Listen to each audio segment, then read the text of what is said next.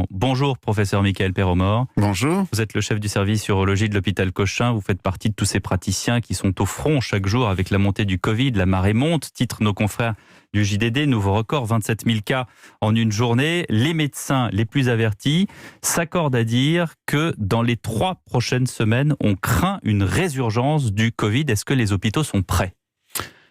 Oui et non, c'est-à-dire que des choses se sont améliorées depuis la première vague, en particulier les pratiques et les traitements médicaux, puisqu'on sait mieux soigner les gens, mais non dans le sens où on n'a ni lits supplémentaires, ni personnel suffisant. Comment ça se fait ?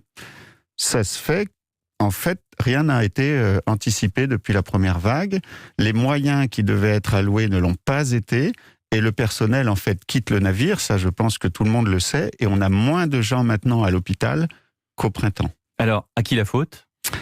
À nos responsables politiques qui, à mon avis, n'ont pas été à la hauteur lors du Ségur de la santé et n'ont pas tenu leurs promesses. Et pour schématiser de manière générale, donc avant même la crise du Covid-19, vous n'êtes pas le seul à le dire, les hôpitaux sont dirigés par des directeurs administratifs qui ne sont pas des médecins.